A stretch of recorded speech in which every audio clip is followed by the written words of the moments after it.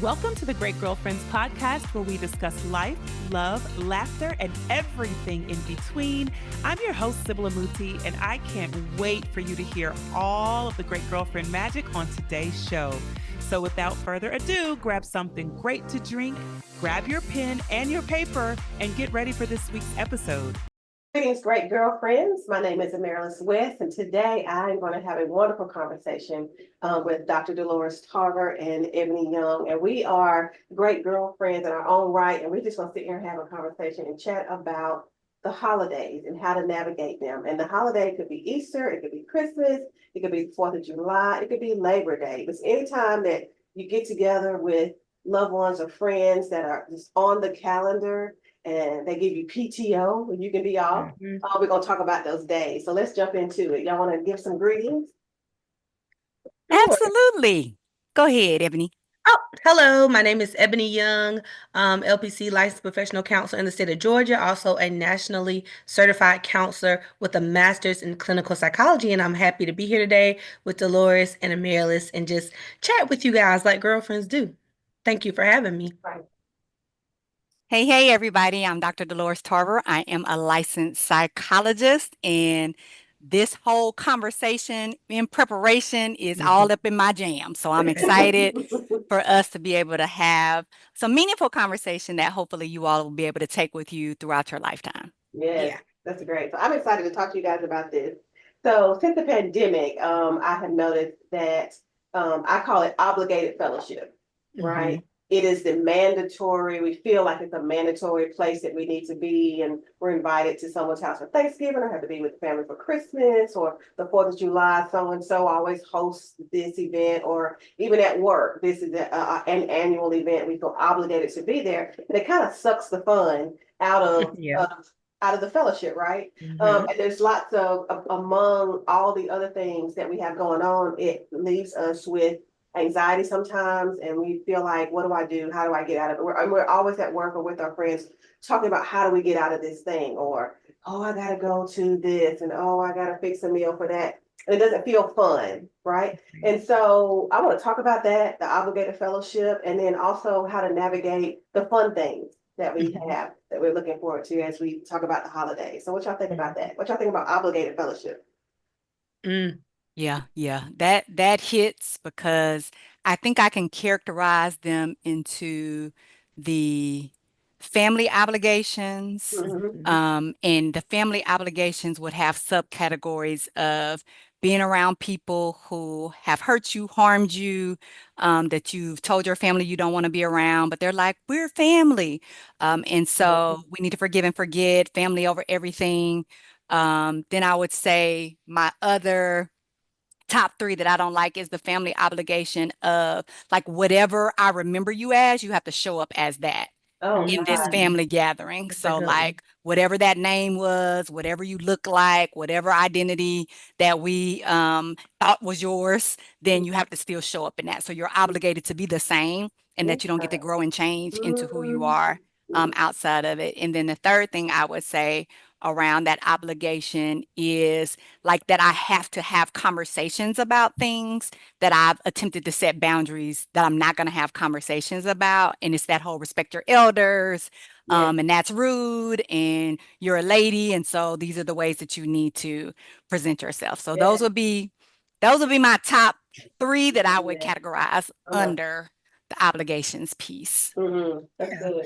I would piggyback that and just say, a lot of times our obligations are rooted in the expectations of others. And so we have to do is make sure that we're not feeling obligated to perform some of those, what Dini was described as those family system roles. If you were 12 then, you must act like a 12-year-old now. You got to not have a voice and come in and play nice, get along with the family. And I think as we mature emotionally, right, and we become more into our adulthood, we have to recognize that some of our traditions need some revisions to them, and be willing to do those even at the expense of kind of upsetting that family system sometimes. Absolutely. I all 3 of those were really good. And one of the things when you said show up as who we used to be, right? So if you was Ray Ray, a little nut or TT, right, you can't show up as Alexandria or Dr. Tarver even, right? Right, You right, have to, and that speaks to me more about the person not being willing to grow with you, right? And accept who you right. have become. They don't want to put any work into this relationship. They just want you to come, like Ebony said, it's 12-year-olds sit down and be quiet. Mhm. And that feels unsafe. Yeah, And it also feels restricting. Mhm. And it takes the fun out of the fellowship, It right? does. And you can't and you're not able to come in and be celebrated, right? And learn who you are. Right, Sometimes people right. aren't able to learn who you are. And if they're inquiring, we've been in spaces where they ask a lot of questions. Well, tell me about your job, or tell me about, what you're doing now. And some are genuine, right? And some are not. Yes, Yeah, some are just right. nosy, Yeah. and some are Not because nosy, they Lord. no, and because we want to engage in this comparison behavior, because that's some of the Yes, dialogue that ends up happening sometimes in families. And we go back to, because people want to keep you in the places that benefit them. So a lot right. of times people are not allowing us to grow and show up as who we are, Yeah. because then they won't be able to receive from us what they were previously able to Mm, get from us, whether that's that family image, like, I don't want you coming over here like you were born Alex, and now you're coming over here as Maverick, and I don't want to be embarrassed. I don't want to have to explain that. I don't want the Mhm. younger kids to have questions. And so you need to show up in the same way, because I don't want to be uncomfortable and I That's right. don't want to have feelings that I have to address. So if you Mhm. show up the way that you were, then that stops me from having to engage in that way. And then I think other times too, like sometimes we're struggling as families, and this is tough. Like, I know it's difficult for people to acknowledge the dysfunction that's in their families, because people feel really guilty about when they feel like they're saying negative things about their family. And I talk to people about the honesty of safe spaces of being able to work through and understand these dynamics so that you don't continue to carry them on. And so, yes, Right. some families actually have competition. mm, So now it's, I need for you to be dating someone, and that someone needs to look like this, so that Mm. when your auntie comes over here, then I can tell her, oh, but look what my daughter is doing. And mm, so, Wow. and we get caught up in some of these family rivalries just Mm. by virtue of being born into the family. Like, I didn't sign up for any of that. Like, I don't want to have Right. a rivalry with my cousin. I want to celebrate her or him in their growth and development. And when they win, I'm winning. But unfortunately, we get caught up in that, and that becomes that obligation. Right? You better show up for the family and give us a win.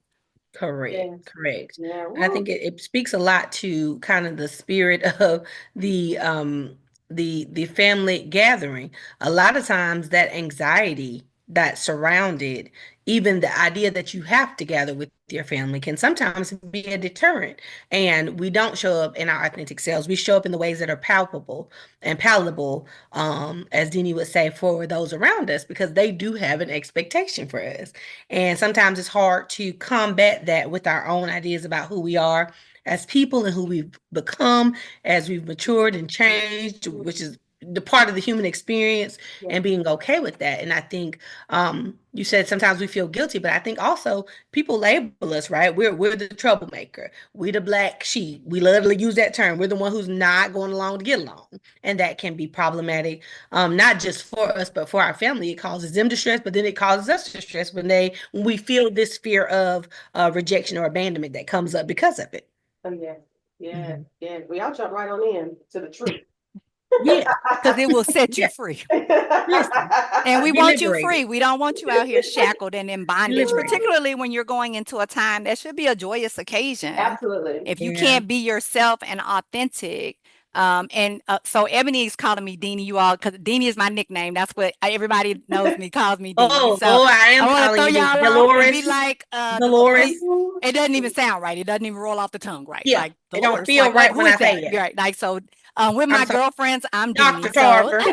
Sorry, so sorry. that's where I y'all are forgot hearing what we was Deanie at. It from. was just girlfriends talking. That's what we doing. But that's what It's we real do, right? organic. But again, like, you all have that permission. And I think sometimes in families, as Amaris was saying earlier, like, people want to keep you in a nickname maybe that you Mm, don't use anymore. It doesn't fit you Yeah. anymore. And so it's almost right. as if they want to humble you and put you in your place with Yes, it. don't So forget it's to who you are. remind you of where you came Yes, from, yes, as Yes. opposed to celebrating and embracing who yes, you are now. And even though you have told them, yes. actually, I prefer to be called this, they still Mhm. go Ooh, back and intentionally call you something that yep.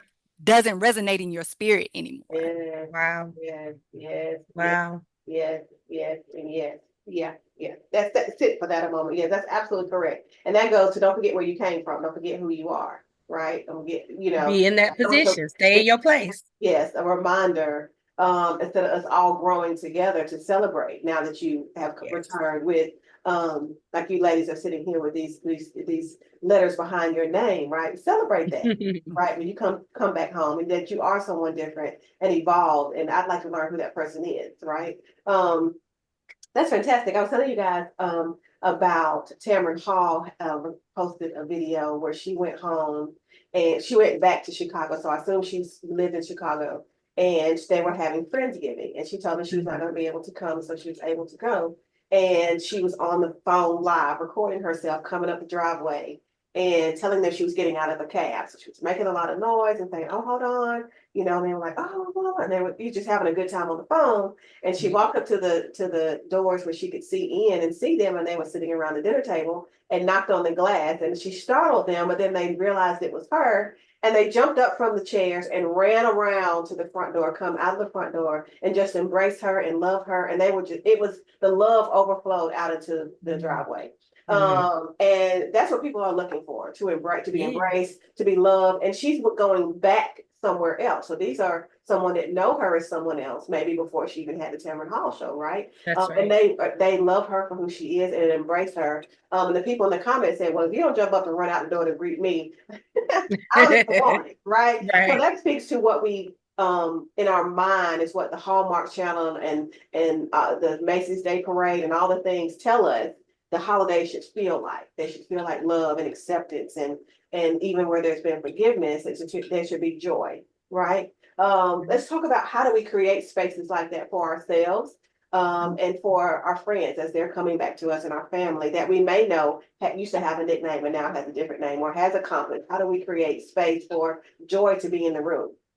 Mm, Yeah, that's good stuff. I do feel as if it's important for us to manage expectations. Mhm. yeah. Right? So recognizing the group that you're with and what they're able to give and the Mm, limitations of that group. Yeah. And so when you go into that group, like you said, like this isn't the Hallmark group.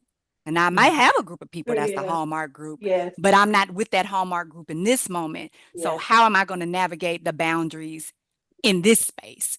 And Yes. so I do believe in planning.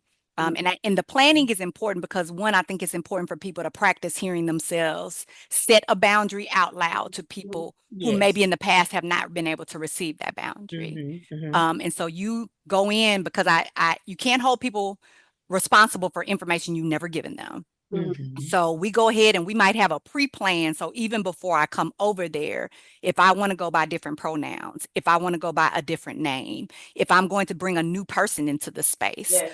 if I'm going to be changing some of the traditions maybe that I engaged in previously, Yes. and I'm going to do things different, I go ahead and alert whoever is going to be in that Yes. space, or at least some of the major players in that space. So like, hey, this is how I'm going to show up. Yeah. And depending on how they receive that Mhm. may dictate to you how Mhm. you engage. Yeah. So it may be that they're like, well, that's fine until grandma comes over. Grandma is old school, so she doesn't understand Yeah. certain these pronouns and the name changes. Yeah. Okay, what time is grandma coming? Yeah. Right. And so I may set my plans to where I'm there most of the time before grandma gets there. And then when grandma gets there, I'm gonna love on grandma. Hey, grandma, it's good to see you. I have another engagement. I just wanted to make sure I stayed here to love on you before I left. So it's good to see you. Yeah. You take a picture with grandma and you go ahead and you leave. So Yeah. I do believe in a good exit Yeah. strategy. Let me So, pause you right Right. there. okay, go Right. ahead and Yeah, pause. because Right. I think the planning creates a space of joy. Because if you Mhm. can share with the hostess, "Oh, I no longer eat pork," Mhm. or "I no longer engage in this, or this is what's changed, or I'm bringing this person, not this person. They're not caught off guard, and we're not stealing their joy. That's the other thing, is the shock value of how we are showing up sometimes, right? And then they're able to prepare themselves, right? Like Simone says, I need to mentally prepare, right? So you mentally prepare, but then also then able to prepare the other people and say, well, so and so's coming. She don't like to be called by so and so anymore, or so and so's coming. She's bringing somebody. Oh, I haven't met them yet, but we're just going to greet them, and so they can also prepare. So there is a space of joy when you come. So I think preparing and being wise enough to know that I am showing up in this space unapologetic, right? Unapologetically bold. I'm gonna walk into this space and be who I am. But sometimes it's there's more grace given if the person is aware, right? And so that's helpful to us. And so I do like the pre-planning of that, to then be able to give the person the opportunity to create spaces of joy, or to maintain their own joy, right? And not be shocked and thrown off. Emily, what do you think? I think one of the things that we really have to do is practice some acceptance and allowing people to be who they are. I like how Dini said, grandma's going to be here. Grandma's old school. Grandma just is who she is. And we've known grandma for 20, 30, 40, 50 years. We know what to expect of her. And if we'll just accept that that's just who she is, right? And whether or not that means that we do need our exit strategy, whether or not that means we got to limit how much we share with grandma, because we know if we share too much, there may be some judgment or some slide remarks to follow. We just have to be really mindful. And I think another thing is to be where you're celebrated. I don't believe in family just being blood. There are a lot of people who you have no blood relation to who love you and celebrate you and show up for you in ways that your biological kinfolk couldn't ever, right? And so we want to be mindful of that and go into those spaces and allow ourselves to be loved on and celebrated in those ways, and recognize what that feels like, as opposed to some of these more obligatory gatherings that we go to. And I think another one was in Jimmy Deanie said, you get there and you show your face. I'm a heavy proponent of I'm here to show my face. I ain't gonna stay with you a long time, but I make it a good time while I'm here, right? And so being able to come, show up, say hey to Granny, say hey to Auntie, and come on out and go to your next space. I think we have to give ourselves permission to do that and not feel some of that guilt that comes along with it. Oh yeah, that's good. I love that a lot. Especially the piece about like, hey, it may be that you're a stop on my way to the space where I'm going to get all of the things that I need. So I might be headed to that Friendsgiving, or I might be headed to the Thanksgiving celebration because you all have adopted me into your family. Because you're maybe my coworker, or maybe we grew up together. And so having this space of safe, loving women, so that you have other women who may be in similar situations as you, and you're like, we're going to gather, we're going to all stop by our families of origin and do our our drive through, and then we're going to come over here, and this is the space where I get to be who I am, and nobody's asking me to show up and be anything different than who I am, and they're going to love me in all of who I am unapologetically. And so knowing that you have that safe space, even though this space is not necessarily going to give me everything I need, but it's a space maybe I want to be a part of. Because I do know for some of us, we are choosing to still engage with that blood family, as you said, recognizing their limitations. So I'm going to operate within these limitations, and I'm going to give what I can in this space and get what I can in this space. Then I'm going to have this other space over here where that person is jumping up and hollering and running out the door when they see me pulling up. That's right. What they say. If not, then I don't want it, right? I think because otherwise that's not my second stop. That's my first stop, and then I need to make somebody else and then catch the other people later. Right, absolutely. Yeah, that's right. I think that's fair. I think that's fair. Yeah, Dr. Tarver, we talked about earlier about maybe it's our first time going outside in a while, and how to navigate maybe traveling, right? And not with family. We may be deployed, or our finances may not let us come back home, or we just may be going to another city. And how do we create spaces that are unfamiliar, or new traditions? How do we do that? Like, when we're going out. Absolutely. So some of you may be a part of organizations that are in different cities. So you may be part of a sorority. You might be part of Jack and Jill. You might be part of a church community. And so wherever you are, it may be that you find some spaces to connect through organizations or membership or affiliation or faith-based institutions. And so when you get to a place, particularly when you know you're new to a space and trying to navigate it, that you reach out to those connections, you start there. Yeah. I also love a good volunteer. I was gonna say, you are always winning when you volunteer because those are your people. Yeah. Listen, it Yeah. is something, you talk about joy. It is something joyful about being in spaces with people who are appreciative, Yeah. who the the titles aren't there. Mhm. I don't have to show up and present myself a certain way because nobody's in here evaluating me. You know Yeah. how sometimes you go in spaces and you feel like somebody literally got a clipboard in their head and they're like, that's what you're gonna say after that? That's what you're Yeah. gonna wear? Yeah. That's how you eat that? Yeah. Oh, you don't know which fork you need to be picking up? Right? Right. Like, and so you feel like everything that you're doing is being scrutinized and you can't be comfortable. When Yeah. you go and volunteer, Absolutely. that to me is one of the most equalizing spaces ever because Yeah. it's like we just all showing up in here to get something today. Mhm. Yeah. And so we're gonna love on each other in this space and be appreciative that we're able to show up and get some Mhm. of what we need. And those are to me some of the best moments, and you'll connect with such wonderful people Yeah. when you go and volunteer and learn so much about people. It's also a good way to learn about resources in an area if you're new to an area, because oftentimes you're going to be in spaces with people who have been in that community for a good while, and they'll be like, Mhm. oh, you're new to the area, well, look, you need to know about this and this, and so you'll leave with so much more than you Yeah. came with. Yeah. Yeah. Yeah. I And agree. I think being able to create those spaces too, right? So I think a lot of times, the word that came immediately to my mind for your last piece was gratitude. I Mm. think sometimes we forget to check that list, right? And Yeah. come up with the things that we're grateful for, even when there are transitions. You said coming out after, a major life transition, or your first time being single in 10 years, or your first time, since you moved to the new city. All of those things can be very anxiety inducing. And when we get out and we're able to say, okay, wait a minute, I'm grateful that I have somewhere to go. I am new to this city, but Mr. Johnson said, come on over and be with his family on today. Or Sister so and so from church says, come and be a part of our family on today. Or we're going to gather at the church, Wednesday before Thanksgiving, and we're going to have, a little meal and a little coffee and donuts, and we're going to talk about God and what we're grateful for. So creating those places, not to do all the things that maybe are so traditional, but those things that still add value and meaning to our lives and new spaces. Yes, yes. One of the things that I have, my husband used to be a hospice chaplain, and one of the Mhm. things I used to do in December, and then when Ebony, we with you, we would talk about have spaces where people could process their grief, Mhm. right? Process what they were going through, and sometimes that's your village. Some years that's your village where I can't Yeah. really get into the turkey, I can't get into the dressing, I can't get into the fireworks, I can't get into, but there's spaces where you may say, oh, my family used to have these big times at the lake during the summer, and now we don't go anymore since so and so has passed, and it looks different.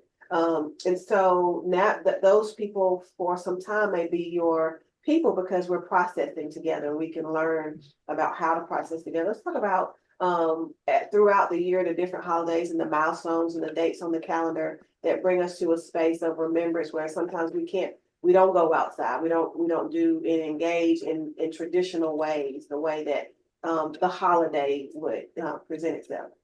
Right.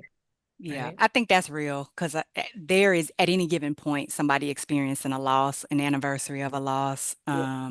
Ebony talked about, not having a romantic partner during periods that can feel very lonely and isolating to us, particularly if we're used to having relationships. Or maybe we had a really bad breakup with a friend, and this is somebody that's been with us through a lot of things. And so now I'm feeling this gap in Yeah. my life of like who is going to serve in that space, and that's a wound. Now, I am the type of person that does believe in honoring periods in our life where we're struggling with something that's going to allow you to be able to see your growth. So I like trees. Trees to me represent growth. And the tree cycle, right? Like, so the leaves may shed and then it looks like really bad, like, oh, that poor tree don't look like it's gonna make it. And then it comes back to life. And so I've definitely seen people do a lost tree. right? And so in this loss tree, I put up on the tree all of the things I'm struggling with in this first year of loss. Like I just need to kind of see what my limbs are producing at this point. And then I take a thing off, like as I transition, as I get my counseling, as I begin to kind of read my scripture, work on some things, I'll take one off and I will turn that loss into a lesson. Mhm. Right. And so this is what I felt like I was losing when this happened, or this is something that was really hard for me. And now, as I've had a chance to kind of reflect and grow, this is how I see it shaping my life in a way that's purposeful and meaningful. Because most of the time, our growth comes from the hardest points in our life. And sometimes we want to bury those things and not deal with them instead of giving them space and a time to be able to be felt and experienced. And I definitely encourage people, don't run away from the discomfort. One, because it's going to show up on you when you least expect it. And when you Yeah. it shows up, you're going to be bleeding all over the place and there's going to be collateral damage. So take that time and really process. So I like a transitional kind of thing to mark these challenges in our lives. Also, I like to like create something like some people they'll do a scholarship. They'll do I'm going to donate these books that this person really loved. But also like I believe in a symbolic letting go of things. And so I used to go to this church and they would allow you to write down on a piece of paper, whatever this thing was that was you were really struggling with. And the ink, when it touched water, it would fade away, it would disappear. And so you got to see that piece of paper going across that water and it disappearing and you letting it go. And sometimes we do need to have ceremonies like that where we're really letting things go. We're burying them, we're releasing them. So I know some people, now don't y'all be out here starting no fires now, setting stuff on fire and all of that. And don't be out here digging up all your yards. However, you may be able to get like a little plant, you could get like a little soil, and you can just sometimes have a ritual for things. It may be you tearing up paper and to be able to let go of that ex that really hurts you, that anger with your family for still allowing this pedophile to be at these family gatherings when you've told them that you don't want to be around this person anymore. That job that you really wanted that you didn't get and somebody else got and you know you were more qualified and you trying to let go of that resentment, right? So sometimes we need to be able to release things in that way in order for us to be able to move forward to whatever that next thing might be. So sometimes I'll say, I hear you saying, sometimes so holiday, and I've had these times where this moment of holiday, right? I pull myself in and do some emotional work and say, you know what, it's not gonna look like it normally looks, but I'm gonna journal, I'm gonna read, I'm gonna cry through it. I may eat some chips through it, but I'm gonna take the time to process the grief and let it have its way and work through this. So when I get on the other side, I may feel a little better about it. So the first holiday, or maybe the second or the third, whatever, it may not be with a group of people that are processing. I may pull in and do some of the work. I may make an appointment with my therapist and say, hey, look here, I need to use my BAP and come in and see you because I'm processing. It hit me hard and I thought I could be 20 years in and it come out of nowhere. And I thought I was over that and I need to do some processing. So sometimes the holidays may be a pullback. I may not go out. I may not engage. I may not be able to put myself through it. And I think that's wise too, to say, if you don't have the capacity and the bandwidth to do a thing, to honor yourself and to, love yourself enough to just rest in those moments. I say take a nap. Sybil is an opponent of naps, but I am a champion of naps and the reset. What you think? Yeah, I think one of the things I always tell some of my clients when we're dealing with like anxiety and kind of, running ahead of the cart, so to speak, is to stay where your feet are planted. And so whatever we can affect from where we are right here, right now, right, is what we can deal with. Everything else will have to wait until we get to it. And so I say that same, if you're dealing with some intense grief, you just stay where your feet are. And let your grief have its way. And then when you're done and you're ready to move on, you take a step. And then you stay where your feet are then, right? And you continue to move through the spaces with the element of kindness to yourself, some self-compassion, and really allowing yourself to feel your feelings. I think a lot of times we feel like we need to tuck those feelings away, those emotions. Emotions are just emotions. They're not good or bad or indifferent. They just are what they are. And we label them, and we need to tuck the bad ones away. And we need to show up in the ways that we've always shown up. And sometimes if you've been hit hard enough by some things, it's difficult to do that. And so I am a strong proponent for just letting yourself feel whatever you feel. Who knows what your feelings are going to be in an hour? Who knows what they're going to be in 2 hours or a day? Wherever you are, plant your feet, sit with that, and then when you're ready to move, you move. And if you ain't ready to move, then don't move. Just stay where your feet are. I love that. Yeah, I'm gonna dig down into Mhm. that, Ebony, because you Mhm. are my our mindfulness coach. Mhm. Right. And while Right. you were talking through that, share with us the quote you say about, I think it's anxiety about the past, the present, and the future. Yes.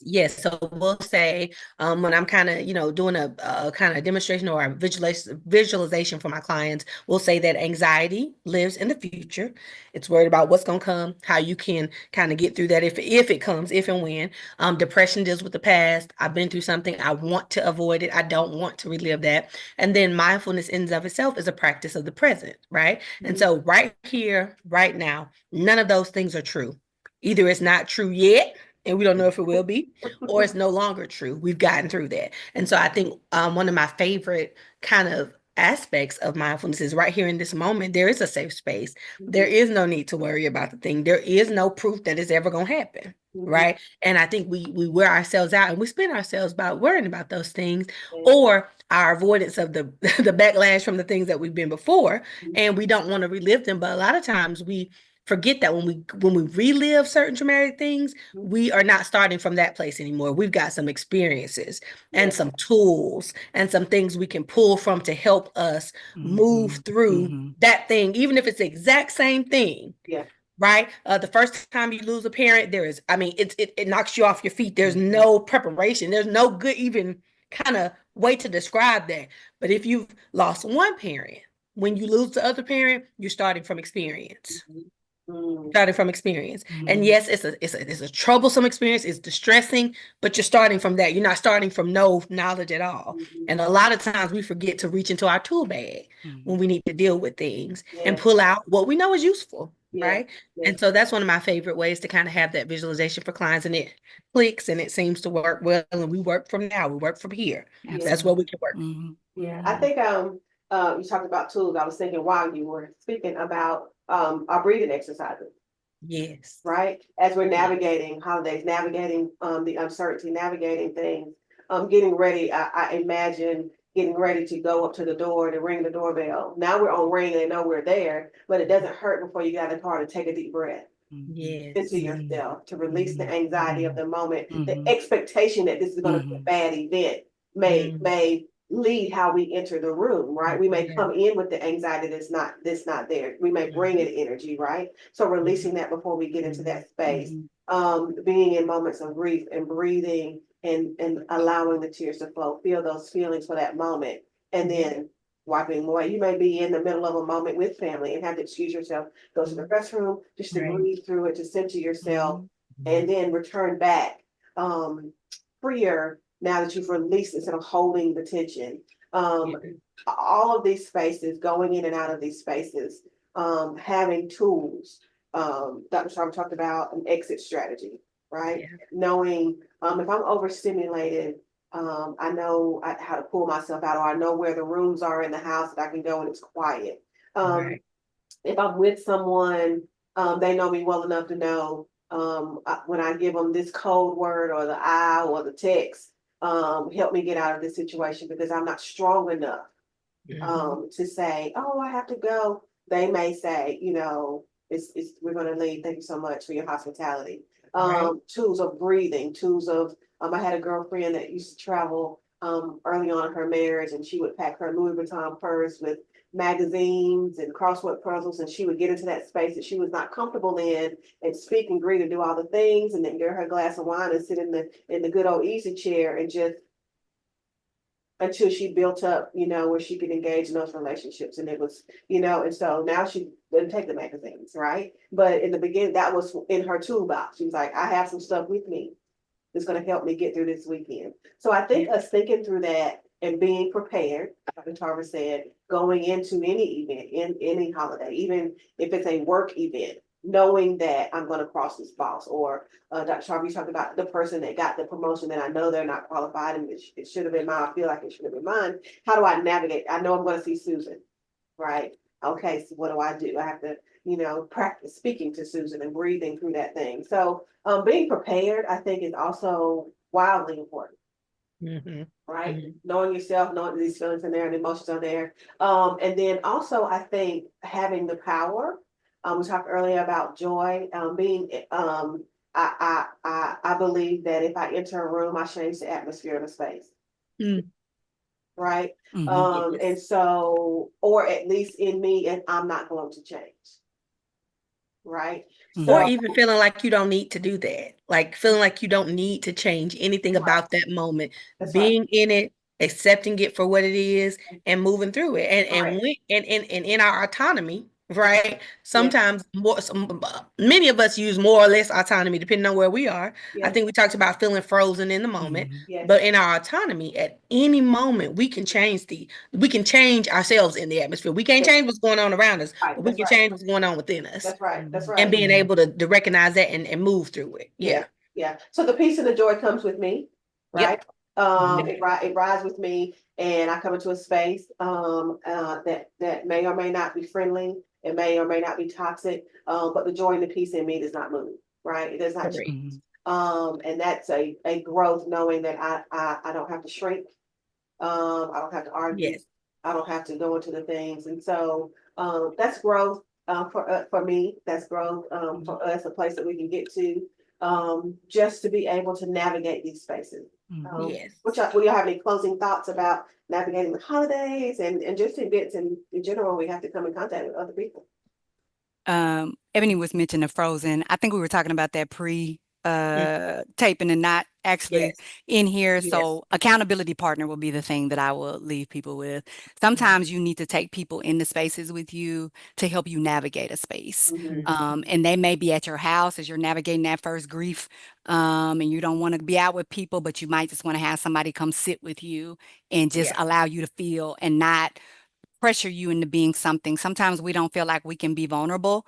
And now we got to be the strong one. And we need that friend that's going to be like, no, ma'am, today you get to be whatever it is you're feeling. And we're going to sit in that with this popcorn and these blankets and these movies and these tissues. And that's what we're going to do today. And then sometimes you're in spaces where people will catch you off guard. You'll be in an environment and they have invited your ex and didn't tell you. And you like, now you know what that joker did to me. Like you gonna invite him in here and then I brought somebody else with me. And so that's uncomfortable. Or over here with, nasty Uncle Ted and you know what he did to me and you have him over here and you didn't tell me that he was coming because you knew I wouldn't have come if I knew he was coming and right. But I freeze because these are these unexpected moments that I wasn't prepared for.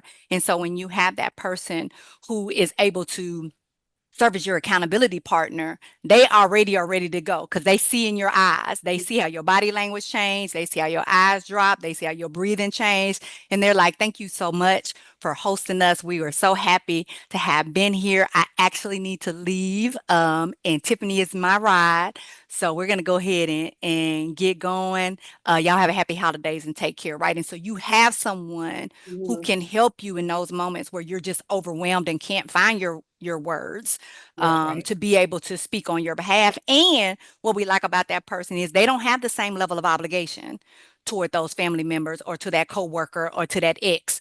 So they can set the boundary and not have guilt about it. They can speak their voice and not feel disempowered because this person never had power over them in the first place. And so they're often a good person to be able to have in a space where you're still growing and trying to find your voice and trying to figure out how to navigate seeing Betsy when you know good and well she did not deserve that promotion.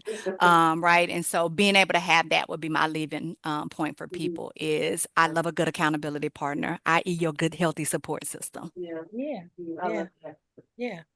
I think the closing thought is to just make a decision about what you want your holiday to look like. And when you encounter moments when the vision is shifting and you cannot control the people around you, focus on who and what you can control right? Yeah. And stay within your little control circle Yeah. with your feelings and your thoughts and your actions and your behaviors and make decisions from there. Mm-hmm. I think it's really hard to affect people around us, but you always have a choice with yourself. Yes. You Absolutely. always have a choice with yourself. Absolutely. That's right. Absolutely. I love it. I love it. Thank you, ladies. Thank It's you. great to talk about how to navigate, how to get through it. This for me was not only about the holidays. It was just about being in space with people in general Yes. all throughout the year. And so that's important to help us be able to be in healthy spaces and to create healthy spaces and to take this information, even as we are hosts and hostess, right? To think Right. about, oh, I didn't know those things were offensive. Oh, I didn't know those things make people uncomfortable. Oh, I need to be, even if as we are the person that's going or the person that's hosting, it's wildly important to take this time and this space to think about how we are navigating these spaces that we are creating for other people. So thank you, ladies. Thank you. Thank you. All right, great girlfriends, did you enjoy this week's episode of the podcast? If so, would you please give us your amazing review on iTunes? Every single review helps another great girlfriend get plugged into the podcast and the community. Speaking of community, make sure you join our Facebook group at The Great Girlfriends, follow us on Instagram at The Great Girlfriends, and on Twitter at @the_great GFS. I'm Sibylla Muti, and I'm out. Peace.